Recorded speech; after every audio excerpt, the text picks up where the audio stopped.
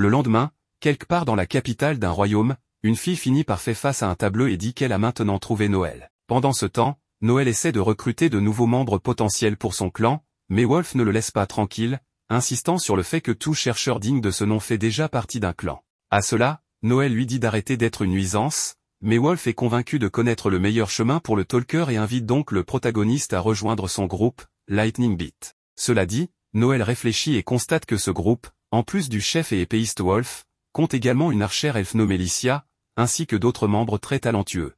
Même parmi les groupes de Rancé, ils sont l'un des nouveaux venus les plus prometteurs. Wolf ajoute que Noël gagnerait plus d'argent en le rejoignant plutôt qu'en essayant de recruter de nouveaux membres. À propos des membres, Licia demande à son chef d'arrêter de déranger le talker, en lui reprochant que c'est probablement à cause de ce genre de persistance que la fleuriste l'avait déjà rejeté plus tôt. Wolf se plaint qu'elle révèle des détails personnels sans raison, mais finalement, Noël accepte la proposition à une condition, il doit devenir le chef de Lightning Beat. Sans hésitation, le reste du groupe laisse clairement entendre qu'ils sont d'accord avec cette idée, mais le chef actuel s'y oppose fermement, après tout, c'est lui qui a fondé le clan. Soudain, une silhouette féminine s'approche du protagoniste à la taverne et Noël est impressionné qu'elle ait pu se rapprocher aussi discrètement, surtout que Licia est spécialiste en observation. Elle s'appelle Alma et est venue après avoir vu l'annonce de Noël sur un mur. Noël veut savoir quel âge elle a, car les mineurs ne sont pas autorisés à devenir chercheurs, et elle affirme avoir 21 ans. Bientôt, tout le groupe de Lightning Beat entoure la fille et lui pose toutes sortes de questions personnelles, comme ses hobbies ou son livre préféré. Imperturbable, Alma répond à chaque question sans ciller, jusqu'à ce que Noël lui demande quelle est sa classe et son rang. Alma dit qu'elle est de classe reconnaissance, rang C. Noël sait qu'avoir un expert en reconnaissance dans un abysse, ainsi qu'une archère talentueuse en détection et observation, est un énorme avantage. Plus intrigué, il lui demande pourquoi elle veut devenir chercheuse, mais elle explique qu'elle ne le veut pas. En fait, elle s'intéresse seulement à Noël parce qu'il est le petit-fils d'un héros surnommé Overdette. Son bras tendu, Noël se demande si la fille cherche à se venger, mais elle lui assure qu'elle ne perdrait pas son temps pour quelque chose d'aussi futile. Elle voulait seulement voir quel genre de chercheur le petit-fils d'un tel héros était devenu. Même ainsi, Noël s'excuse si son grand-père a causé du tort, mais Alma ne pense pas qu'une excuse soit nécessaire, car son grand-père est mort le mois dernier. À ce propos, Noël demande le nom de son grand-père, et elle révèle qu'il s'agit d'Alcor Judicali. À l'écoute de ce nom, tout le monde autour d'eux est choqué. Noël se souvient que cet homme faisait partie de la Société des Assassins, un groupe prêt à tuer quiconque pour de l'argent. Alcor était le fondateur et premier chef, un assassin légendaire. À ce moment-là, un homme nommé Logan s'approche d'Alma après avoir entendu la conversation, notant sarcastiquement que si sa prétention d'être la petite-fille d'Alcor est une blague, elle n'est pas drôle. Wolf dit que cela ne concerne pas l'intrus, mais Logan est déterminé à poursuivre son discours. Il ajoute que les tavernes de chercheurs ont des règles tacites où seuls les chercheurs d'un certain prestige sont acceptés. Comme Alma admet qu'elle ne connaissait pas ces règles, l'homme l'avertit que les habitués traitent généralement durement quiconque enfreint ce code de conduite. Alma interrompt le bavard pour demander à Noël ce qui détermine exactement le prestige d'un chercheur. Noël répond que, pour commencer, c'est la classe et le rang, puis c'est une force que tout le monde peut reconnaître. Dans ce cas, Alma conclut qu'elle doit simplement battre ce bavard pour gagner de la reconnaissance. Logan se met en colère d'être défié par cette gamine, il essaie de la frapper, mais Alma esquive avec une rapidité incroyable, lui donne un coup au visage, puis un coup de pied descendant qui le frappe en plein dans la tête. Sur ce, Noël ne perd pas de temps et engage la fille. Sans répondre directement à l'offre, le ventre d'Alma gargouille et elle admet qu'elle a soudainement très faim. Plus tard, tout en mangeant une pâtisserie frite que Noël lui avait donnée, Alma remarque qu'elle n'a jamais goûté quelque chose d'aussi délicieux dans ces montagnes. Le garçon avoue qu'il ne croyait pas vraiment à son histoire de petite fille d'Alcor. Alma répond que dès qu'elle a posé les yeux sur lui, elle a immédiatement cru qu'il était le petit-fils d'Overdette, car le regard du jeune homme montrait qu'il était prêt à tout pour atteindre les sommets. À ce propos, Alma se souvient que son grand-père lui avait autrefois conseillé de ne jamais combattre Overdette, car il était imprévisible et incompréhensible, et personne ne pouvait lui tenir tête. Pour une raison quelconque, le regard de Noël rappelait à Alma ses paroles. Noël lui demande si elle s'entraînait pour devenir une assassine dans les montagnes, et elle confirme qu'elle cherchait à passer du rang reconnaissance à celui d'assassine et au-delà, bien qu'elle n'ait pas encore officiellement atteint le rang B, même si elle a rempli les conditions. Comme Noël ne comprend pas pourquoi elle n'a pas rejoint la Société des Assassins, puisqu'avec ses compétences cela aurait dû être facile, Alma admet que c'était le plan jusqu'au jour où elle fut opposée à un autre assassin lors d'un entraînement. Dans ce duel simulé, son adversaire montrait un certain potentiel, mais Alma n'eut pas de difficulté à esquiver chaque attaque et à riposter efficacement, finissant par le maîtriser et pointant une dague sur sa poitrine. Désespéré, l'homme lui rappela que ce n'était qu'un test, puis évoqua une leçon de son grand-père, les plus forts survivent et les faibles offrent leur vie aux dieux de l'enfer. L'homme argumenta que ses croyances appartenaient au passé, avant l'arrivée du nouveau chef de l'organisation, car ces traditions sinistres n'existaient plus. Pourtant, rien de tout cela n'avait d'importance pour Alma. Elle avait été enseignée différemment. Alors qu'elle levait sa dague pour l'achever, elle fut stoppée par un homme nommé Simon Gregory, le chef actuel de l'organisation. À cause de cet incident, Alma fut expulsée et ne put jamais réintégrer la société, car elle incarnait un comportement désuet qui n'était plus désiré. Cette organisation a beaucoup changé, au point d'être sur le point de devenir une institution d'État, en réorientant son activité des exécutions vers l'espionnage, car le nouveau chef croit que cela garantira l'avenir de la société. Noël se sent anxieux à l'idée d'être pris pour cible en sachant cette histoire, mais Alma le rassure en disant qu'elle le protégera, se qualifiant elle-même de grande sœur du garçon. Plus tard, alors qu'ils marchent ensemble dans la forêt, Noël demande ce qu'Alma sait des classes de soutien et des améliorations. Elle explique qu'elles sont faibles seules, mais apporte un soutien capable de changer le cours d'une bataille. À ce sujet, Noël souligne que les buffs ont une large gamme d'effets. Par exemple, il existe la capacité commandement d'attaque qui, bien qu'elle puisse clore un combat en un clin d'œil, si elle est mal utilisée, pourrait conduire son propre groupe à la mort. C'est pourquoi celui qui fournit l'amélioration doit analyser l'ensemble du combat avant d'agir, et les commandes doivent toujours viser à tirer le meilleur parti de chaque compagnon sur le champ de bataille. Un autre détail important est que les talkers ne peuvent pas se renforcer eux-mêmes, ce qui explique pourquoi ils ne peuvent pas se débrouiller seuls. Alma commente que Noël est capable de cela, ce à quoi il répond que s'il ne l'était pas, il serait mort depuis longtemps. À leur arrivée à destination, Noël demande à Alma d'attraper un monstre pour lui, car la flore et la faune ont muté en raison de l'abyssé, bien qu'elles ne soient pas aussi dangereuses que les bêtes sauvages, elles ne doivent pas être sous-estimées. Aujourd'hui, Alma vise un lapin tueur, un lapin de fer cornu. Noël lui propose de capturer les lapins avec un de ses buffs actifs sur elle, mais elle pense ne pas avoir besoin d'aide, alors Noël explique qu'Alma doit posséder l'aptitude Axel en tant que classe reconnaissance, une technique qui lui permet d'accumuler de la vitesse jusqu'à 5 fois son rythme normal. Cependant, il lui a fallu longtemps pour adapter son corps à ce type de capacité, sinon elle se serait brisé les os et les muscles en l'utilisant de manière excessive. Cela dit, sachant que le corps doit s'adapter au buff reçu, le talker veut voir à quel point Alma est compatible avec ses sorts de soutien, car le résultat déterminera leur plan pour l'avenir. Ainsi, Noël lance les sorts voix de bataille et tacticien sur elle, puis lui demande de pousser l'Axel à sa limite, augmentant sa vitesse de 5 à 6 fois. Le test sera terminé si Alma parvient à attraper au moins un lapin en moins de 10 secondes.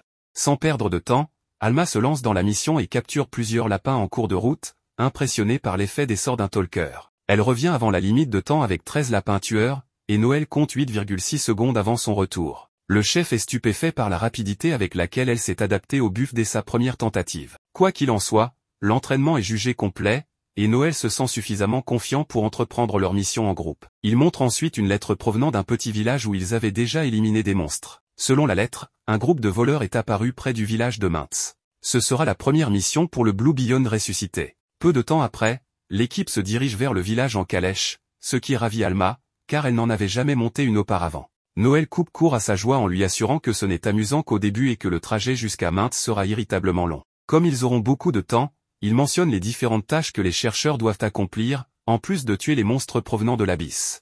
Cela inclut la chasse aux monstres, la traque et la capture de criminels, les chasses au trésor et enfin les chasses mythiques, qui impliquent l'exploration de territoires inconnus. Les problèmes avec des criminels, comme celui que Blue Beyond s'apprête à traiter, relèvent généralement de la responsabilité du seigneur local, mais leur intervention est souvent trop lente, et les villages risquent d'être détruits avant l'arrivée des renforts. Dans ces cas, les seigneurs peuvent demander l'aide des chercheurs. Ce contrat particulier vient d'un village agricole pauvre, il est donc peu probable qu'ils reçoivent une récompense, mais cette mission sera un test. En entendant cela, Alma est enthousiaste à l'idée de vaincre les méchants qui menacent les villageois innocents, ce qui touche Noël, car cela lui rappelle un moment similaire avec son ancien groupe. À un moment du voyage, le groupe s'arrête à Eudora pour la nuit, et Alma se plaint de la raideur de son corps. Le lendemain matin, ils échangeront de calèches et continueront vers Mintz.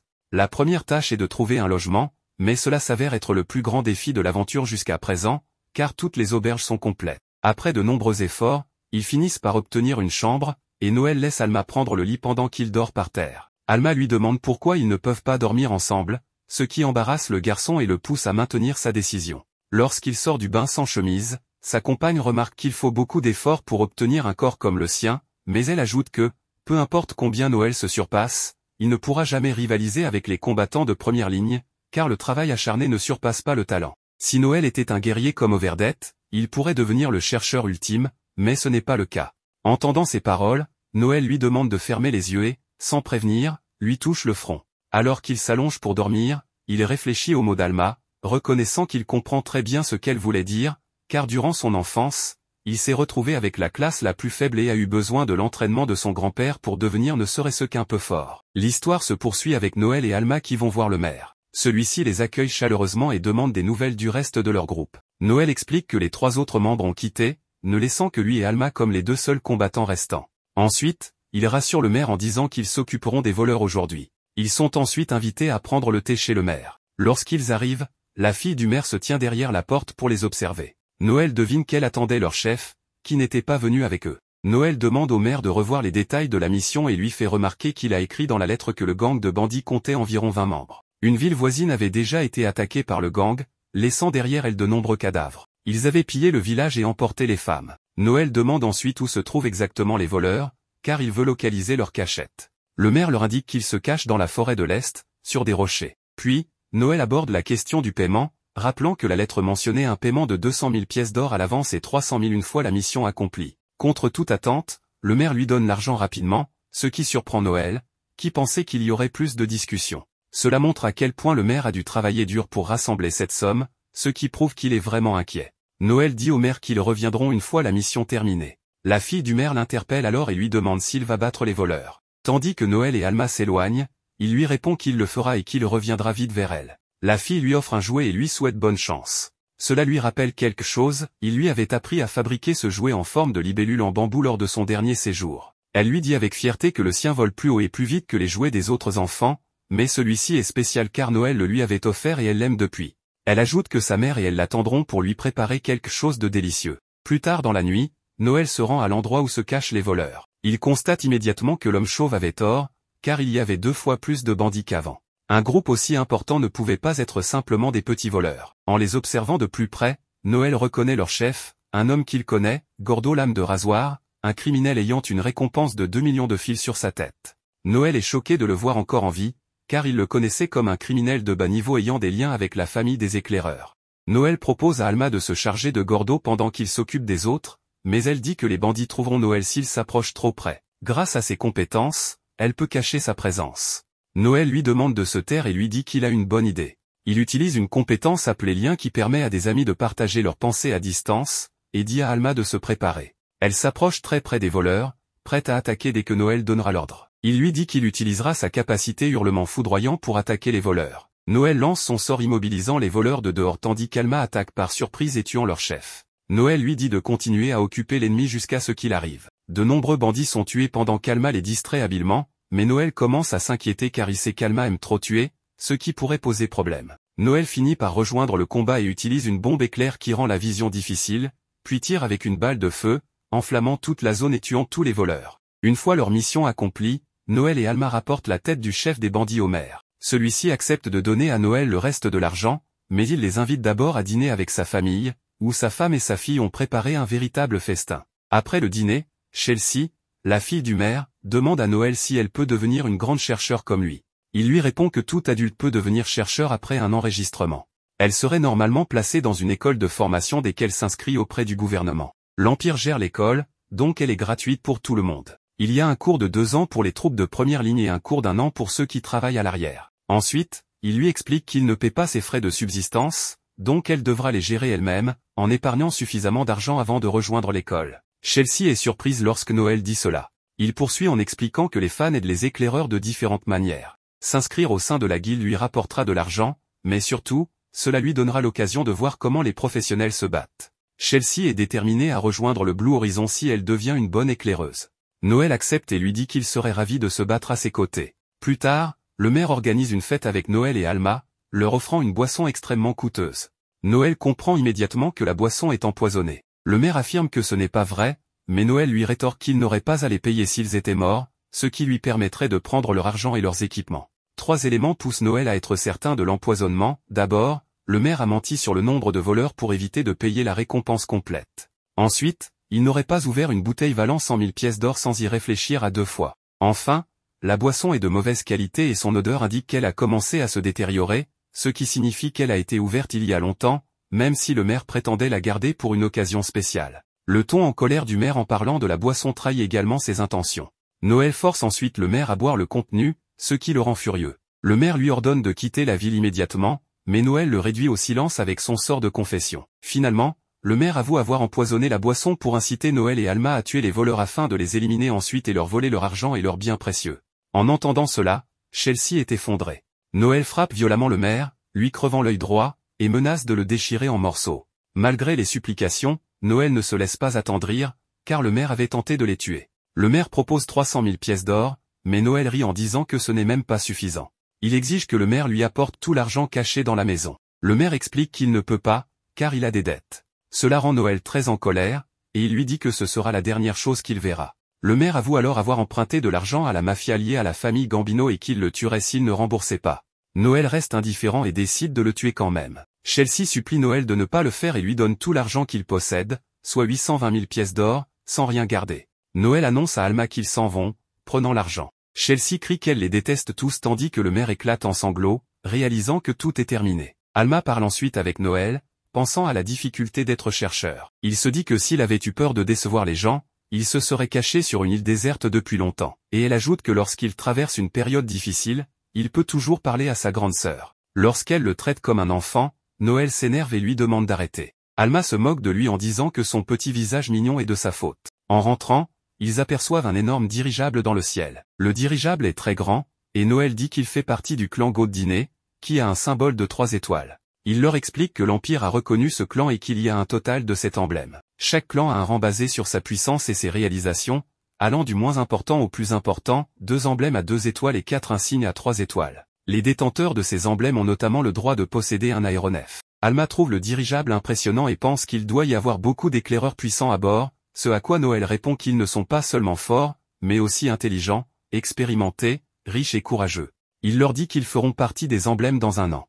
Alma repense à une conversation qu'elle a eue avec un vieil homme. Il lui avait dit qu'elle était douée pour se battre, mais lui avait posé une question simple sur la mort de Alcor, l'ancien chef de l'association. Elle avait répondu que, comme il était jeune, il était une cible facile. L'homme avait demandé par curiosité, même s'il savait que Alcor était une personne effrayante dont la force faisait de lui un tueur et rien d'autre. Elle avait aussi dit que Alcor avait tout de même perdu contre Verdette. L'homme avait convenu que Alcor était très fort, mais qu'il y avait un mur qu'il ne pouvait pas franchir. Il avait ensuite supposé qu'Alma n'était pas la nièce de Alcor, mais sa fille. Alma avait précisé qu'elle n'était qu'une enfant née de femme que Alcor avait prise dans un village.